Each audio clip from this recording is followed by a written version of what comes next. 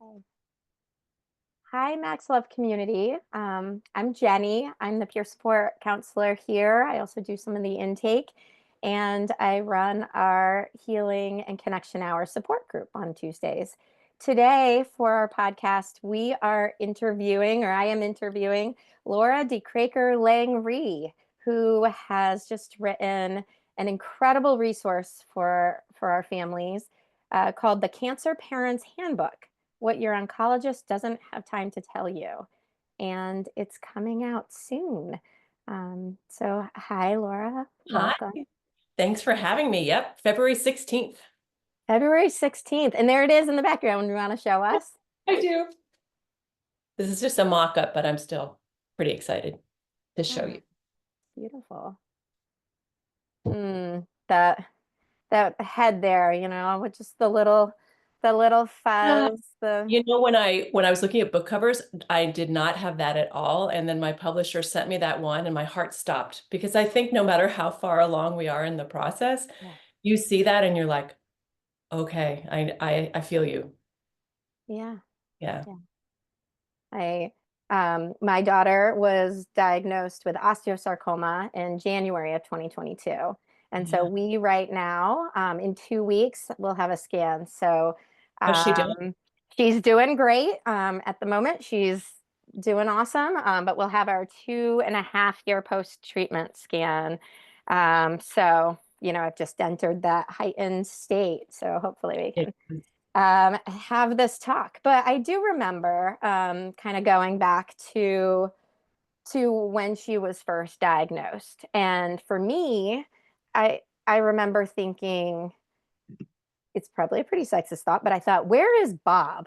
Like I thought they were going to bring in somebody who was just going to tell me how I was going to survive this. Like Yes. tell me what to do. Like I do not know what to do. Um, and yeah, so I guess I'm wondering for you, Laura, could you tell us a little bit about your journey and how you came to this place to, Yeah, absolutely. You and I are so in line that way. And in meeting so many families in the last 4 years, when I started to write in earnest, I have found it's pretty universal that we all kind of look around and go, I'm sorry, where's the, we're like, where's the guide? Where's the person? Do you have something to give me? And we were diagnosed in 99, my daughter Cecilia, and hit over the head like all parents are with that diagnosis. And I just remember feeling like, I was paralyzed. I'm a go-getter. I'm organize things by trade. I'm a teacher. And there's something universal about having your child diagnosed with cancer where you just can't see beyond that diagnosis and what you're supposed to do medically that day. And what occurred to me very early on through some pretty interesting events in our treatment was that the medical team is marvelous. They're just spectacular experts in their field.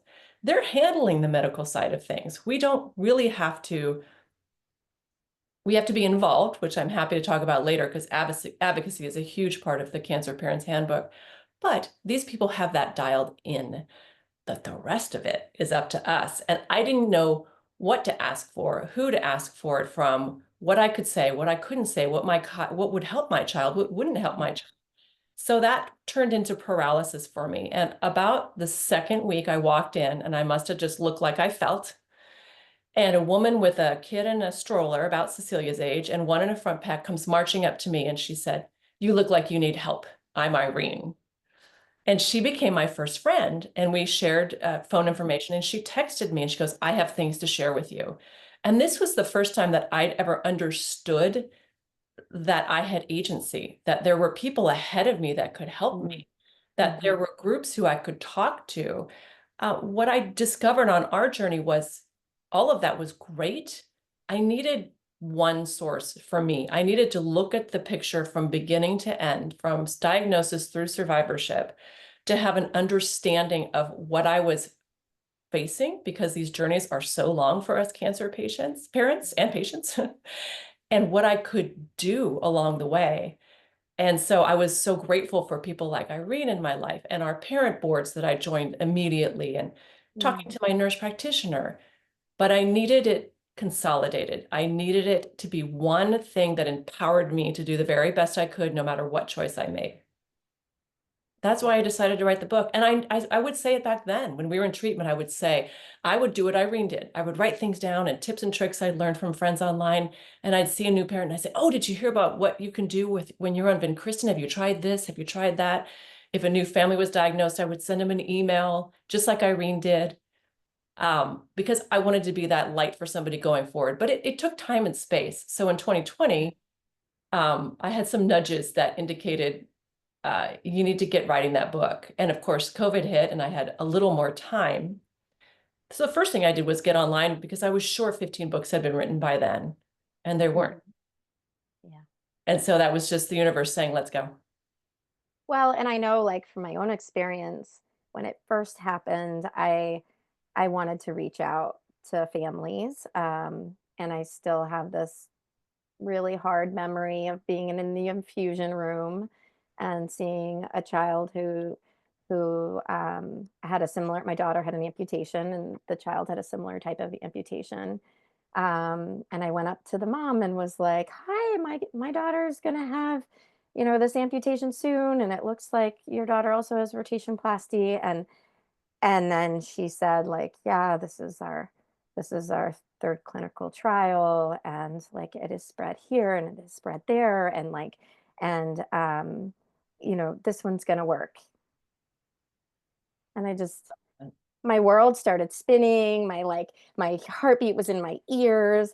I like looked at this woman and I still think of this woman and this child, but I thought, do not let her see your terror. You nod your head, Jen, and you say this is gonna work.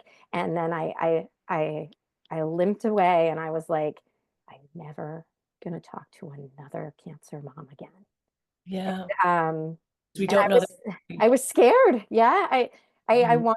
wanted a book. I wanted something that I could lean into that Quietly. so Maybe close. take Yeah. a walk and listen to the audiobook and just kind of I don't aim to tell parents what to do, but rather to share our information, what I've Yeah. learned from current parents, but also from our oncologist. He's a contributor. Nurse practitioners are contributors. I have contributors from mental health, physical Yeah. health, so that there's this sort of aura of help there for you to choose from because you don't know when you engage with another parent what their journey is and their story is. And I'm sure that affected you too because you're trying Well, yeah. to And it can be just such an incredibly lonely process. And when you do find your community, when I did finally kind of reach a place, which for me was post-treatment, but like to have people and to have connections, the people who get it, like it is so important. But those early on to have a guidebook like you've created is just such a gift. I kind of to bring like a little bit of I don't know, maybe your own kind of heart or like a little touch of you into it. I know I had asked before, um, like, do you have a song or an image or a poem or something that kind of shows your journey? And you said you had a few things. I do. I definitely highly recommend, and it's in the book, and I'll share it now. We, along the way, we're both musicians, my husband and I. So music, I think music's super important for everybody. Mhm. We curated a list that's on Spotify. You're welcome to look at it and riff it and take it, make your own. But it's called Cecilia's Songs for the Journey. I can't recommend that enough because there's songs in there they weren't curated for anybody, but what was speaking to us at that moment. There's songs in there that we needed to rally ourselves up for a hospital stay. There's songs of despair when I would hide in our bathroom and cry. There's songs of hope. That's something really powerful that parents can do if music speaks to you, which I think it does to all of us. But I wrote this little thing at the big, I don't know when I wrote it, but it was kind of early on and I knew it had to start the book, and it goes, there's a dragon at the gate. There's a dragon at the gate who means to do your child harm. Raise the drawbridge, polish your armor, sharpen your swords. You will find a way to fight and defeat it. The stakes are too high to do anything less than everything you can. A time will come to take off your armor and breathe again. and you will be the hope for another family. That's really Mhm. weird to read now that this book is about to launch, but I guess I somehow knew. Yeah, I really valued those people who were the hope to me. I don't know how you feel in the midst now, but I needed hope desperately. absolutely. And guidance, like that's what it felt like is like, okay, I get it. Your path is different than mine, and it's not all going to be the same. But like, I still remember the person who told me to bring an extension cord to the hospital. I Yes. was like, I can't, thank you, because that was a big one. But if, to anyone listening, if you're about to go to the hospital, extension cords are helpful. So you're I can not do better than connected. that for you. So when Yeah. I was in the midst of writing the book, I sort of vaguely said I have a hospital chapter and I have how to create a hospital party. Now that's of course for an admission that is not catastrophic or you're sick, but it's one where you just have to go and deal with stuff. But I had just sort of said, bring things you need. And my editor's like, dude, you've forgotten what it's like. You have to spell it out. And she was so right because like you, how could we not strong, capable women remember the extension cord? Because your child has cancer and you have no brain cells. So Mhm. in the Cancer Parents Handbook, I literally list everything you could possibly want or need, really as a catalyst for helping you remember what you might want and need and create your own list. Like, I just needed my own tea. Maybe that's weird, but somebody else might be like, oh God, I've got to have that snack or I've got to have that, whatever it is, bring it. Mhm. You deserve it because Yeah. you won't remember. Yeah. I brought my own Keurig I because thought, because I did not want to wait at the Starbucks line because who would be with my daughter if I'm waiting at the Starbucks line? And I tried it once and came back and she was like so upset that the rounds were happening and I was like, "Oh my gosh, all this for the Starbucks line. I'm bringing my Keurig and I'm bringing my Chobani um, you know, way to go. the That's the way to, flavoring." heck But yeah. yes, those lists, it is helpful to have that. Wait, can you tell me a little bit, like in your book, like how did you go about organizing it? Because when it is to look back on this journey, even when it first hits you and then the whole way through, it's like a it can be a blur, right? Um, It can be. I decided to do it from the beginning to hopeful cure. That's what we all hope for is that our child is going to be a survivor. Although I do maybe at some point want to talk about the concept of survivorship because I think that's a really compelling topic and it starts much sooner than we think. And what I say in the beginning of the book, and I mean this for all of our listeners too, like, I'm describing things from a framework of my journey, but then I very much generalize it because your daughter had a different cancer than my daughter, and experiences with relapse and different situations happen. And so I'm speaking at it from a typical diagnosis through a typical journey of treatment. We all go through the same things, a whole bunch of stuff we all go through from how to create a new normal at home, how to advocate at the hospital and become a partnership with your medical team, how to advocate for yourself, how to learn what to bring to the hospital, how do I handle my siblings or my other children and their siblings and teach them what they need to know. So there's some fundamental things about going through that process for everyone. There's also, I collaborated with Dr. Stephanie Smith on a survivorship chapter about current data on how they're not what the survivorship looks like for us and our children individually, but what the concept of advocating for your child early on to try to mhm, ameliorate some of those side effects that come with different kinds of chemos, and how to think of the concept of survivorship early so that we can be proactive about what we do perhaps during treatment preventatively. I felt remiss in not including a chapter about bereavement because let's face it, we all think about it constantly when our kids in treatment, whether we want to or not. And that first friend, Irene, she lost Luke. And Luke was the same diagnosis as Cecilia. It could have been anybody. So we're still tight. Her and her husband, Phil, were just made incredible choices when it was clear he was terminal. And I thought those were important to share. People can read it or not because it's tough. And then I end with a little bit of hope. How do you move forward? How do you come out of this in a way that's healthy? What does that look like? Specific things like how do you go back to school, but also really for the caregiver, how do you recover from this? And throughout the book, what can you do to sustain yourself to perhaps, if your child is doing well, thrive during treatment, not in a jazz hands thrive kind of way, but in a how can I live with cancer in a healthy way from myself as a caregiver first and my family, because we do not think of ourselves first, but you're living it. And if you're in a bad place, forget it. You can't think creatively and collaboratively about what might be fun for your family and think loosely on your feet because you're completely depleted. We have finite energy. Yeah. It becomes so clear once you enter that survival mode, where you have to use all the energy you've got. Yeah. Um, You're running on empty. So I have an mhm. advocacy chapter for your body, for you, the caregiver's body, soul, and that you have to read first. I ask that you first before Right. you read the chapter about your child, because we all go to our children first. And okay, what are the things that I can do? I knew Cecilia had a 20% chance of survival, which sounded horrible to me, but I know it's a bigger statistic than many other cancers. But I'm like, okay, this 20% is mine. What can I do to help her process that chemo, to stay super healthy, all of those things? But first, we've got to look at how do we sustain ourselves through the 6 months, 3 years, 5 years of treatment as their parent, because you can't run on adrenaline all that time. And it is not uncommon to crash and burn at the end because you're like, I'm done.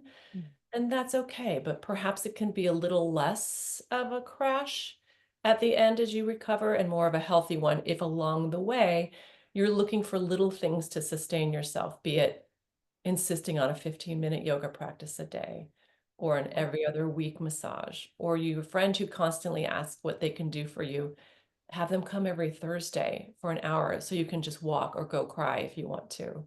But things like that that just are standard, they're going to happen, they're for you, are so important. Yeah. Well, maybe today, in our limited time here together, we can kind of go on this journey, to kind of get a little bit along the way of things that we want to consider for each part.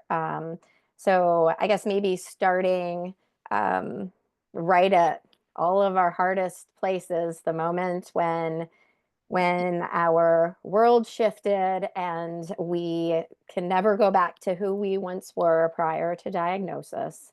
Nope. Um, so, for all those families out there who have recently had a diagnosis, are currently grappling with how to breathe through this new diagnosis, what would you kind of pull out for those families? I think it's important to acknowledge your diagnosis story because I would say that was arguably the hardest chapter to write, except for when I read Irene's chapter about Luke, of course. It's just a fundamental, pivotal moment that shifts your whole life. And one of the aims of the Cancer Parents Handbook is to empower parents, if we are fortunate enough that our child survives, that this will become a chapter of our lives and not the entire story. But it is important to acknowledge the bigness of what you have been through. From there, I take parents to, and yeah, stop me anytime. I take them through what you need to know right now. I think there's two fundamental areas in the beginning that are so important. There's the big picture, because when we first diagnosed, we're like, we need all of the information and we need it immediately. And you actually don't. That first, it depends on the diagnosis, but let's call it a month. It's pretty cookie cutter. If your child is responding to treatment, your medical team has that really dialed in. So I offer a list of things that you don't need to worry about right now, some bigger picture things that they can think about and what can wait. And I'd say after, what was your phase called? Where like sort of, is there a phase in the beginning when your your daughter got into remission? Well, osteosarcoma is a little bit different that way, where they don't call it remission, but it's an intensive, for her, it was about 9 months. And it's called MAP, was the first line of treatment, right? The protocol that's standardized. At first.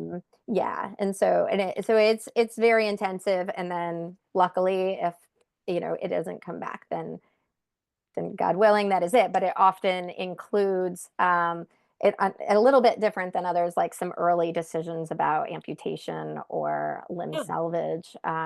So that's hard because you're still reeling from diagnosis and you are hit with you're um, hit. a major decision very Yeah. early. Yeah, I mentioned that in the book because it does really depend on the situation or the stage of the cancer, if it's a higher level of whatever in your particular cancer. And that's the fundamental next step is I call the chapter "Get Your Shit Together," which means becoming the number one. The first thing that we have to do is to become the number one health knowledge fountain of your child's cancer, because that's the only way that you can begin to advocate for them. And that's the only way by which we can then become an active part of the medical team. And that's something they don't tell you in the beginning, that if you don't know of what you're talking about, you can't do those things for your child. So in the beginning, getting knowledgeable, reading everything you can, asking questions, and remembering that you're a human being. So when you're asking these questions and going to those, and you have a big decision like an amputation to talk about in the beginning, bring someone if you can. If you happen to be married, Mhm. great. If not, bring a friend. If not, bring a tape recorder so that you have a constant way of understanding what is going on in the diagnosis. And from there, then you can start to be your kid's advocate to say, what about this? Well, could we consider that? And those can be big and small decisions depending on what your cancer is, but learning to become your kid's advocate by getting organized by how you take notes, by getting organized by how you retain the notes. Because remember, Mhm. I don't need to remind you, you're not operating on all cylinders. So get help with that. That's how you get organized to be your child's best advocate. Yeah. I think I remember early on someone saying something like, take notes when they give the meds. Like you'll really need to like be on that or learn everything because you're gonna be like kind of part of the medical team. And I remember thinking, I don't know anything about medicine. Like, this is in their hands. I'm not going to become an expert all of a sudden. And then lo and behold, you realize that you're dealing with a lot of humans and that you actually have a lot of knowledge being the parent. You're seeing the child all the time, and you're also hearing from all these different experts, and you're the one who's hearing it all. And Oh, so you do you're the one become a taking it team. and you're the decision maker. And that's the thing. So two things that makes me think of. One is that we didn't know that either. And we were early on inpatient with one of our little buddies named Rebecca, and they forgot her 4 p.m. med, and the place went crazy and kind of got mad at the parents for not being on it. And we were like, we're supposed to be on it? Yes. That's checking every chemo that walks in the room, making sure your child's name is on it. Is their blood type correct? Is the chemo correct? As you say, they are human beings. So that part of it is on us. And the second part is that maybe 99% of kids don't throw up when they take a certain drug, but yours does. Don't back down. They can do things for that. You know your Mhm. child better than anybody else. And with love and kindness, you can insist on doing things a slightly different way that accommodate your child's needs and what is best for your child, because you don't want to go through a treatment that's 9 months or 3 months or 3 years with them crying constantly because they feel they don't have any agency. And when you know what's happening and you know the protocols, you can make some choices. I'll never forget when just like you, the nurse was like, "Oh, great. So you guys are in good, you're stable now. So you're gonna go home and here's this med and here's that med and here's how you do it." And we're like, "I'm sorry, what?" What? Yeah. I just was bawling because I'm like, I don't want this. I don't know how to do this. And shortly thereafter, she asked Cecilia, there was a weekly shot in her thigh, like a shot, nasty. Was that a Lovenox one? Methotrexate. Oh, you had the mother. Okay. Mm-hmm. I said, well, Cecilia, do you want to come in once a week and we'll do that for you? We can teach your parents. And she goes, well, teach my parents. We were like, oh, dear God, no. And that really was the best advice because we could think about it for a minute. And I'm telling this story by way of showing advocacy for parents or for our listeners. Then it occurred to me, I don't want to go to the hospital if I don't have to. And I asked permission. And of course, it depends on your child's diagnosis in the hospital, blah, blah, but ask. And I said, can we get our labs done locally? and we got it organized. So Yeah. instead of dealing with the hospital once a week, we were taking chemo daily. We were taught how to do the daily chemo. And then that once a week, I loaded the kids in the bike trailer. They had their favorite snacks and books. I got a little workout, me time. We ended up at the local lab.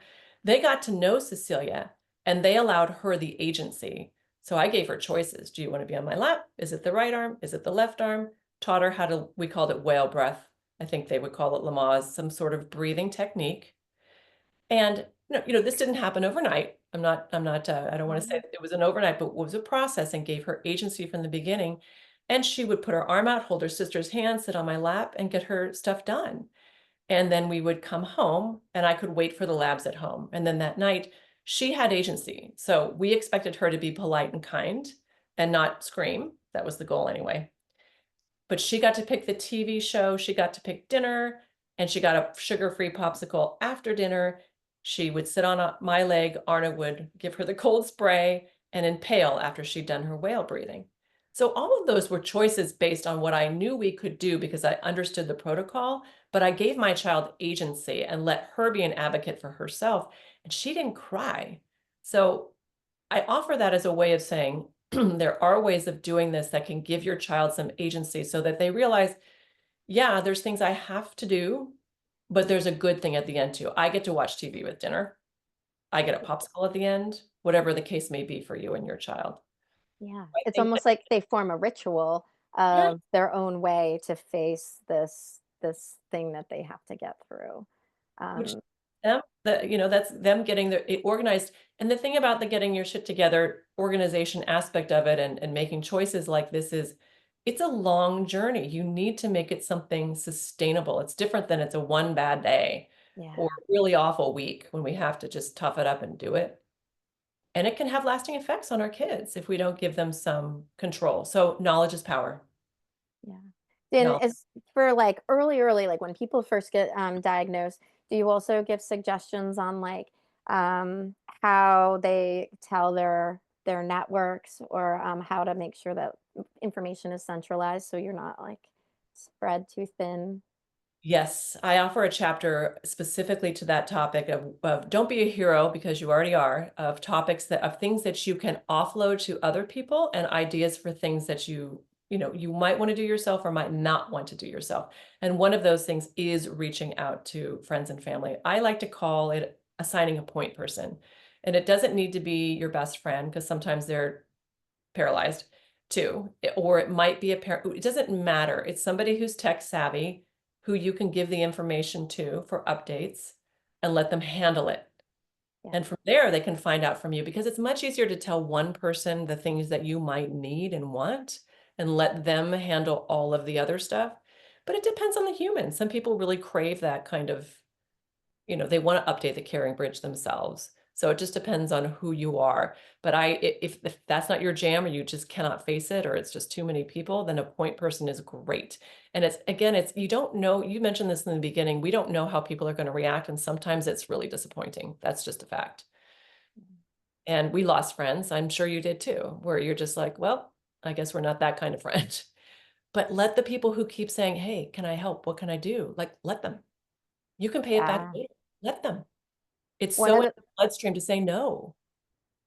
one of the things that was so kind of interesting to me is like as we told people in pods. Mhm.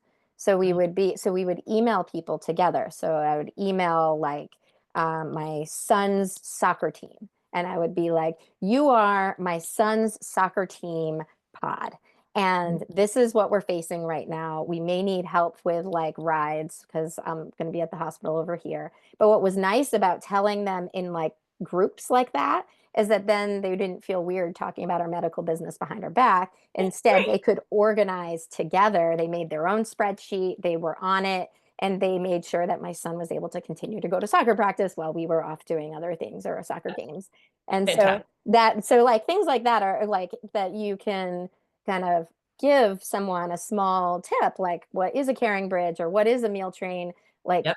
that can be so helpful along the journey for those who are just getting started. Yes, and it's common knowledge to some of us and it's not for others. So it's just smack there in the Cancer Parents Handbook. This is meal train. This is Caring Bridge. Here's how you do it. so that you know, like, Awesome. oh, I can do that. I can ask for that. Yeah. Yeah. Um, so okay, well, moving forward in our journey. So Gosh, we got hit with diagnosis, and now we're in the thralls of treatment, right? For all of those families in survival mode. You've What do you gotten have your for knowledge, them? getting to be a wonderful advocate for your, hopefully we sort of touched on yourself and your child, so I'll skip that part. It's a little later in the book. But you're developing your advocacy skills for your child because you got really smart about organizing how you get your data, including the morning rounds and the weekly visits. You either bring somebody with you or you record it. You've got your point person, or you reached out to your teams like you did. You're starting to get some help. Um, the next really important thing, and I'm so curious how you guys are doing with that now, is finding a way to normalize this experience. So there's no way you can normalize it if you don't have a somewhat of a handle on the medical side of it. You know what to advocate for. You're developing your help list and your help people. You're developing your self-care a little bit here and there. And now you're in it. You're sitting around in it for a long time. It really impacts you, the cancer child, cancer child in treatment, and your siblings if you have any, if you can't find a way to make it ho-hum. So like the story about Cecilia watching Dragon Tales and getting her thigh impaled with methotrexate, it did become ho-hum because we made that choice to make it ho-hum, because she was going to have to do it 8 million times. So what is it about your journey, your particular diagnosis, that you can just make, yeah, we're going to the hospital day, this and this and this happens, and yeah, you want to go to the library afterwards? What is that? Doing things that uh, normalize it while maybe pulling back on the drama of it all. Even if it feels a little fake inside for you, it will become normal. But to normalize it for your child and to make it a little more ho-hum and your siblings is a wise move, because we don't know what's going to happen. So why not choose to think that it's going to all turn out okay as much as Yeah. we possibly can?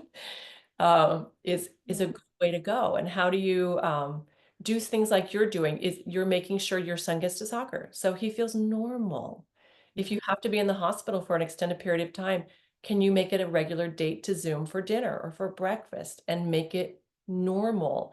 And please understand that I remembered viscerally, none of this is normal, but we're in it. And once we accept the diagnosis, surrender that it's here and it's Yeah. going to happen, we have more brain space to go, okay, how can I get clever about this? It's when we're in resistance to it and fighting it back on it, when we don't have any brain space to be clever and think of Mm. ways to normalize it and make it part of our existence for however long it's part of our existence. That's so powerful because I remember very clearly reaching a point where I was like, today is hard. That was the piece where I had to be like, okay, it's not like, hey, surviving today. It's like I need to survive this hour, right? Like if or this couple hours. Like I remember how hard it all was. And then I remember reaching a point where it was like, and tomorrow's gonna be hard too. And so is the next day. Like I stopped longing for like me to wake up tomorrow and it not be hard. I Stop started fighting. kind of bearing the weight, right? And just it becomes a little bit normal. Yeah. It does. Some people, if anybody has a different word for it, please use it. I use new normal, which can be irritating, I know. But it is. It's our reality. And I think one little tiny trick that can be helpful with your child is if some of us we're so freaked out by the whole thing and we just overindulge in the beginning because we just want the kid, our baby, to feel a little better, right? When you start to feel your mind and body being more stable, like, okay, I've accepted and surrendered, here we go. That's a good time to perhaps pull back on the whatever it is, overindulging with food or sugar or toys and whatnot, and keep them as I like to call it a well-placed bribe. So yeah, these kids deserve a treat now and then. But when you're in a position where you're sort of, okay, we're now in this section for a duration of time, save it for when you really need it. Our nurse practitioner has a great quote in the book about how many little tyrants that she ended up seeing in her years in oncology because they were just overindulged for too long. And so the child never feels like it's normal either because it's like, hey, I'm getting whatever I want all the time. That's not normal either. So Yeah. the more we can stabilize and normalize, and if that's going back to preschool or school with a mask, or if that's using like Omar's dream to go to school when you're inpatient in the hospital, anything to bring a little bit of like, oh yeah, this feels good. This feels like what life used to be.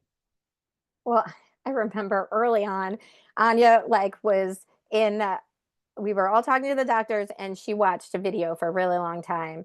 And afterwards we were like, you were so brave. You did a really good job. And she was like, Mom, I just watched like 3 movies in a row. That's So like she did not take in what we were taking in, right? And we were just like lavishing. It's kind of like when people are like, "You're so brave, you're so brave," and you're like, "Stop calling me brave. I'm just trying to breathe through each moment. I want to nobody stop asked being me to do brave." that. So, okay, so we are finding our new normal. We're getting through. We're breathing through. We're bearing the weight for this time period of treatment that seems to go on and on and on. Yes, it And we're does. waiting for the end. And Mhm. where everyone says there's this end date, we're kind of heading toward it. It's like, ooh, 3 months, oh, 2 months, 1 month, 2 weeks. We're almost to the end of chemo. Some people ring a bell, but I think they even did some That's studies so where they cute. don't always do the bell anymore. But like, um, what then all the stress stops. I wish. No, yeah. Yeah, it's an interesting time. I mean, you definitely, okay, look, this might sound a little, well, actually, you might like this. Um, One of the best pieces of advice I got really early on that just irritated the crap out of me was to start a gratitude journal. And I was like, I'm sorry, what do I have to be grateful for? That's the dumbest thing I've ever heard. And I'm telling you, it has saved my life. And it really impacted how I saw things going forward because it forced me every evening to take out a beautiful journal, to take a deep breath, and to find 5 good things of joy in my day. And it can be hard at first, particularly I started it in the midst of this nasty cancer journey, but I did it. And so even getting to the end with all of the anxieties and worries, that was a lifeline that I would love for parents to consider something like that because you can spiral and continue to spiral when it's over. One thing that really informed us from day one was we were at our local wonderful childhood cancer camp, and it was so much fun. Cecilia just felt like a kid. She ran around, the nurses, chased them and did all their stuff to them, and I was so excited because we were going to a parent meeting and I just wanted the hope. I wanted the lessons. I wanted the training. I wanted it all. And this wasn't a bereavement camp, but there were parents there 3 months ahead of us, 6 months ahead of us, 10 years ahead of us. And I understand that this was just this combination of humans, but at that meeting, it was nothing but despair. And these people, we were 3 months in. So we were devastated by the time we left. It was as though we had been bludgeoned. And we knew we didn't want to come out of this at the end feeling like that, but rather seeing it as a chapter, not an extension of our entire lives, but in a chapter. And that takes intention and effort to do. So, a couple things. When we were towards the end, our little group of friends didn't have great outcomes. So we never felt the privilege of it's going to be fine. It's just ALL or whatever. It'll be fine. It doesn't work that way. And I know our listeners have seen too much as well. So I was spiraling as we got towards the end because several of our friends had relapsed at the end and took it to, I'm a practicing Methodist, took it to our pastor and was just blah, blah, blah, blah, blah. And she said, she listened compassionately and listened. And she goes, and mind you, we're at the end, towards the end. She said, have you ever considered that she's the hope? And that just took my breath away because I was so caught up in the what ifs mentally and so caught up in the negativity of it all, even more as I was approaching the end, that I hadn't even considered that, you know what? Just as likely she could be the hope. She could come out of this okay. And that's what I would encourage and I talk about in the Cancer Parents Handbook is how do you start to think that way? Because why not? We can. We can go into the finish line hoping for the best. whatever you can do to take care of yourself during this entire time and all the way through the end of treatment, please do it. And I offer tips and tricks that are free. I call them toolbox tips. And I offer toolbox tips that are free, that cost money, but do it. If you can find therapy, ours was free. It was through our children's cancer program, Jacob's Heart. It was a lifeline. If you can do something special like a weekly massage and you can afford it, great. But do things that are lowering your cortisol, that are addressing your fears, that are helping you walk down this path, because it still will be weird at the end. It just is. But you'll be in a better frame of mind to hit the end. And sure, exhale and be like, wow, okay, here we are, in a different way than if you go barreling into the end, um, knuckles tight, fists tight. Interesting. It's like it's it's I think that therapy for many, I remember even during it feeling like, what are they going to say? Or does this therapist understand what it's like? Or like, are they going to tell me to breathe? Right.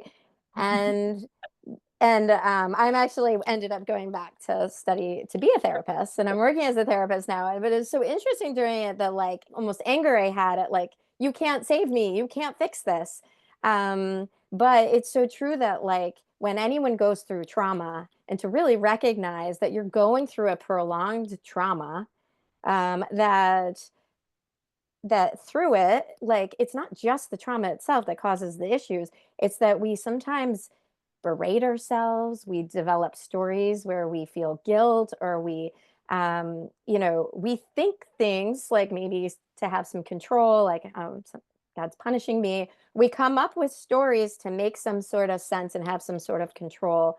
And that's totally normal in all traumas. It happens. And that's where therapy can really help kind of help you feel your feelings and help you acknowledge some of those kind of detrimental stories. So absolutely. And right when you hit like the end of treatment and beyond, that is a important time to seek it out, right? Because then suddenly we're entering this phase where we're like, we get to heal, and Yeah. there's no map for what healing is. No. Um, That in might be my next book. yeah, I It's was gonna That might be say, my next one. I It's like, guess. what do I do now?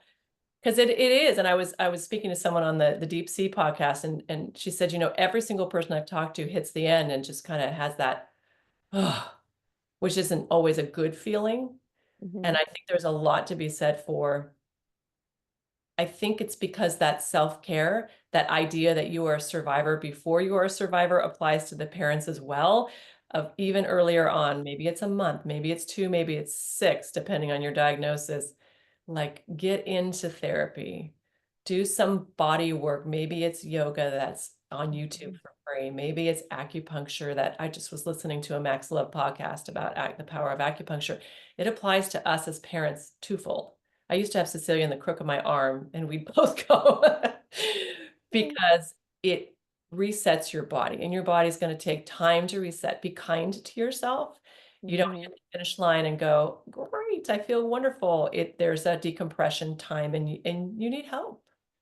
Yeah. And there's many ways of getting it. There's many ways that are not expensive. There's many ways that are on Zoom. There's many ways in person. Find what's best for you and don't go it alone.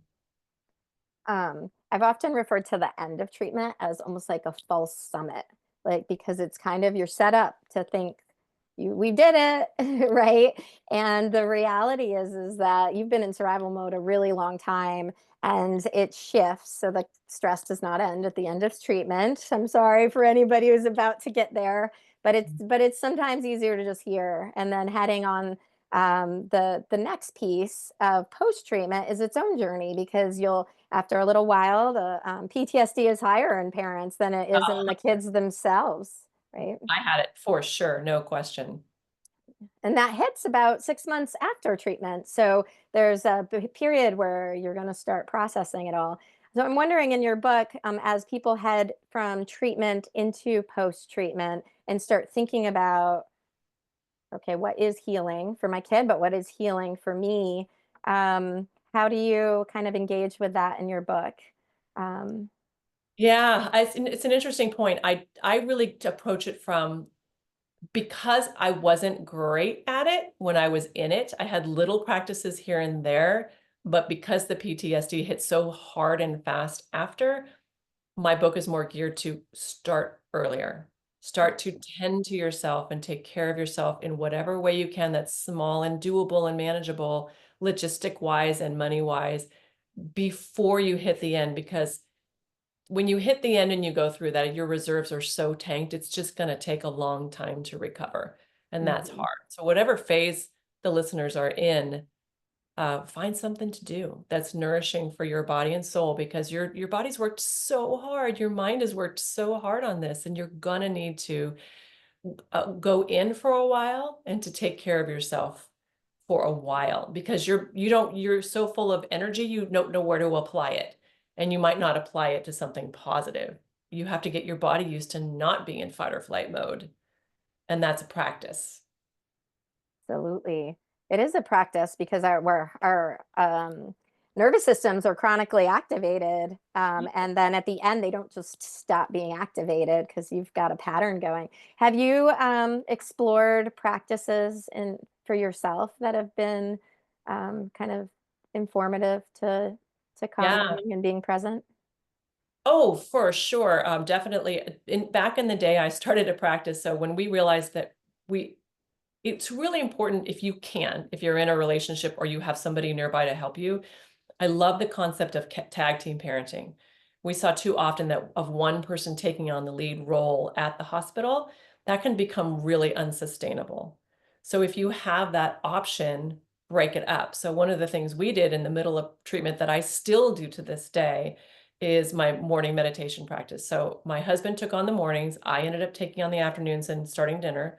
So he was in charge of breakfast and the hair braiding and getting him to school. So I would have 15 minutes of my quiet time where I could read something that calmed me down, was inspirational, Mhm. no phone, no talking.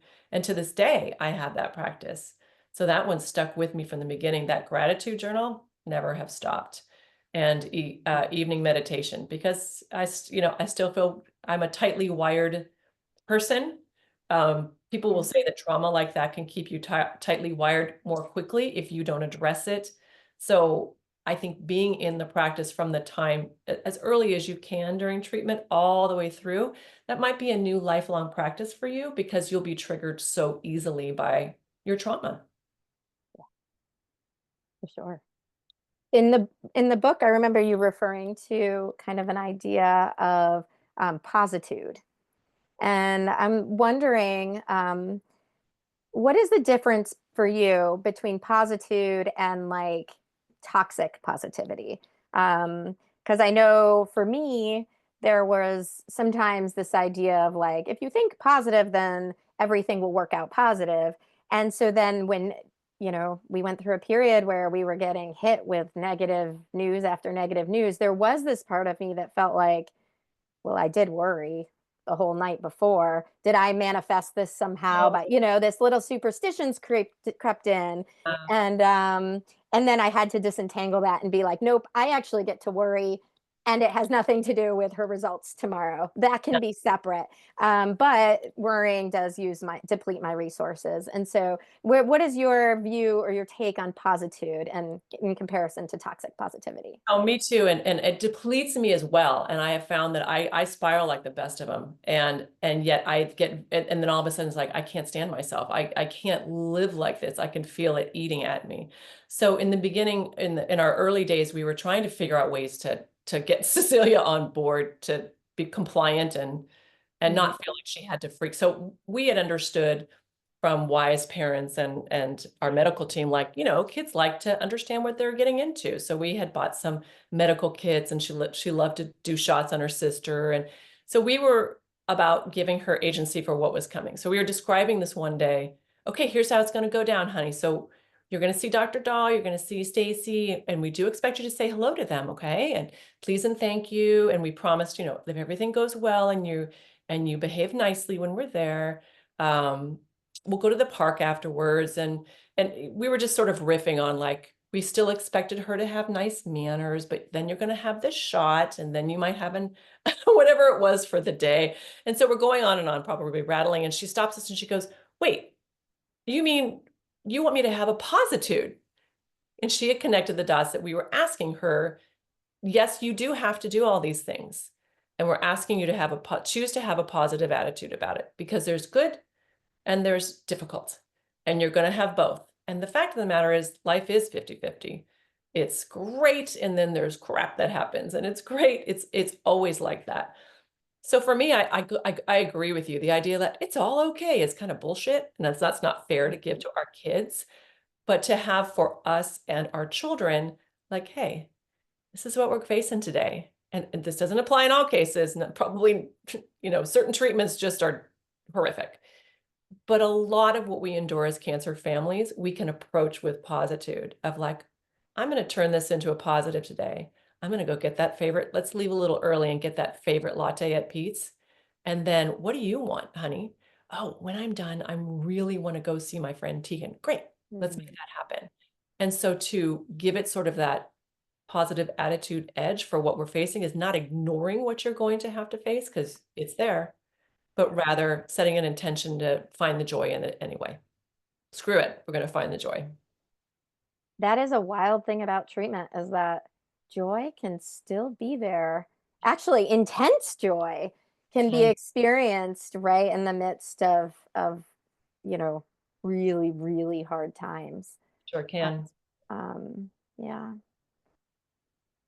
Gosh, I'm getting hit with some memories of That seeing my child, yeah, from the view of what if you're not here, and hearing her laughter, or doing a dance in the kitchen, or some of that real intense beauty. I mean, obviously poignant from the sadness, but like, yeah, there was a lot of laughter during those times too, a lot of joy.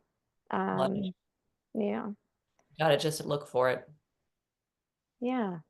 Um, and so I think it's also important to mention to those who are listening that in post treatment, there is a common feeling of, oh no, I'm not feeling thankful enough. I'm starting to feel all these other feelings of like anger and sadness and frustration, and, in the processing. Um, and that's part of the normal process of, of kind of metabolizing what you've been through. A Um, 100%. Why a good therapist is a wonderful thing to help you unpack that, all that. Absolutely. Um, well, so at this point, I'm just wondering from you, Laura, like, what has this been like for you in making meaning of your own journey to come back and literally create a guidebook that other people can lean into when they are feeling lost and in their darkest hours? This realization that you actually have things to offer from the suffering that you've endured. I think we all have things to offer. I just was so pissed when we went through it, and so angry that there wasn't something for me to lean into hard. I had to really hunt for things all over, and there were wonderful things, wonderful blogs, wonderful parent groups, wonderful humans, wonderful people, but it took so much time and so much energy and was so demoralizing and frustrating that it just made me want to one day come back and be that person for us. And I'm just so, it's one of those awkward COVID blessings that was a blessing for me to give me the time and space to come back to this and know I was mentally healthy enough to go back there to those dark times and to extrapolate from 30,000 feet what would be of use now with the collaboration of this incredible group of doctors and nurses that are in the book and current parents to provide it. It helps me be less pissed. It helps me feel like it was something I wanted to do, and it was something I desperately wanted. And so I'm just excited.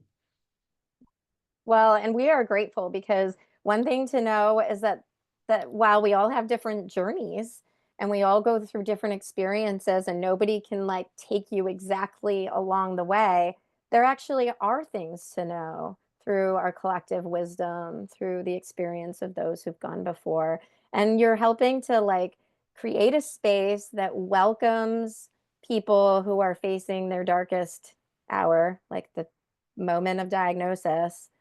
And when they look out there to see if there's something to lean into, there'll be something for them to buy and to read into and realize they're entering a community of people who've walked something similar before. So, And to know they have agency, they have choices, and to empower them. mm, yeah. Um, well, as we kind of wrap up, just are there any kind of last words you'd like to give people who are listening, who are considering buying your book and, kind of on their own journey? I'm Um, on yeah, I'm on socials at or just at the Cancer Parent Handbook. Actually, that's a lie. On Cancer Parent Handbook, know the. So you'll find my website. I'm on Instagram and I'm posting regularly with ideas and thoughts and tips. And you can always DM me with new things to share. I'm excited to start a speaker group. So I'll be speaking hopefully all over the place because my aim is to get this into the hands of parents globally. And if there's things to add or tips and tricks that you've tried, I would love to hear them. More is better, and I'm just excited to be your advocate. awesome. Ex- So if our listeners read it and they're like, "Ooh, you should add this to the Sure. list," or I'll stick or it on my "Hey, I website. have this thought about something that's in there," then they would. Head to my website. There's Mhm. a slot for you to give me your email and to share your thoughts, and you can also DM me on Instagram. And the book is available for pre-order now, and it's up on Amazon for pre-order and ready to go. Awesome. Um, and maybe just to end, how's your daughter doing now? He's great. Yeah, we didn't start with that. Cecilia is a survivor, recently married, and is working in the Mm, health tech field. So there's a lot of wanting to give back to people who have stuff going on inside of Cecilia's soul. She's doing great. we need her. Yeah. Yeah. Bless her for being in there. We need her there. Do Yeah. you want to show us that picture again on the cover of your book? Yeah. This one, yeah. Mm, brings up my little one. So, I know, me too. yeah. Thanks, Laura. Thank you Thanks so for much. being with us. All right.